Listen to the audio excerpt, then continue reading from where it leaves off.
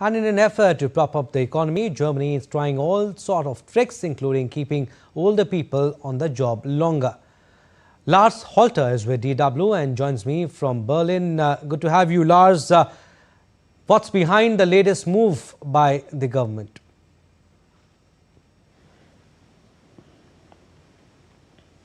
Thanks for having me. Well, it is mostly intended to solve one of the problems holding Germany's economic recovery back, the lack of skilled labor. Now, before we're getting into the details, one should know that in Germany, the retirement age used to be 65 and it's currently being lifted to 67. But still, even at 67, the government thinks that maybe not everybody should retire. The reason is purely demographic. Germany has a relatively old population with an average age of almost 45. Compare that to some other places. In Africa, for example, the average age is just under 20. In India, the average age is just under 29. And generally, that means that lots of young people are coming into the labor market, sometimes more than are retiring.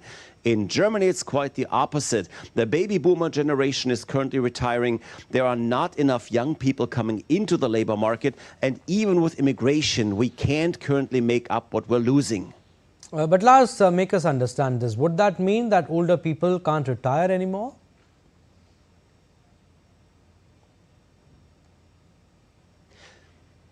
Well, of course they can retire, but the government is trying to convince them to stay on board just a bit longer. And that's key, especially in some particular jobs, ranging from industrial and engineering jobs all the way to the traditional trade jobs, whether that's a carpenter, a roofer, or an electrician.